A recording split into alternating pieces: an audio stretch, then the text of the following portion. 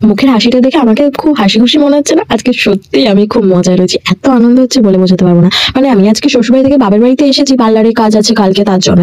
কিন্তু আমি নিজেও জানতাম না যে আজকে ফাইনালি সেই দিন, মানে সেই দিন যেই দিনে আমি এসিটা সত্যি ফাইনালি কিনবো। হঠাৎই আমার বর ফোন করে বলে, যাও শিগগিরই ওই দোকানে, আজকে অ্যানিভার্সারি চলছে, তার জন্য আজকে ভালো অফার আছে। তো আমি আর ভাই তাড়াতাড়ি করে চলে এলাম, কারণ কি আমার বর তো তখন ডিউটিতে রয়েছে কলকাতায়, তো ও আসতে পারেনি। তো আমরা দুজনে মিলেই গেলাম।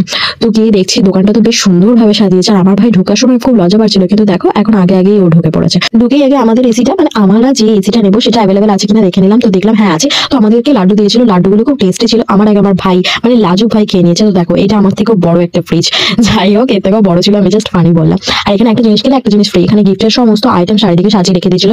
তো আমরাও একটা গিফট পেয়েছি, এখানে আমাদের বিলিং চলছিল। তো ফাইনালি আমার গিফট আমাকে দিয়ে দিয়েছে। আমি পেয়েছিলাম একটা হটপট, আর ওদের ব্যাগে করে আমাকে এক প্যাকেট মিষ্টি দিয়েছিল। এদের খুব সার্ভিসটা খুবই ভালো। এসি কেনার জন্য আমার খুব একটা শখ ছিল না, ওটা আমার বরের শখ ছিল, তো তার জন্যই কেনা। তো তার সাথে যে গিফটটা পেয়েছি, গিফটটা পেয়ে আমি বেশি খুশি হয়েছি।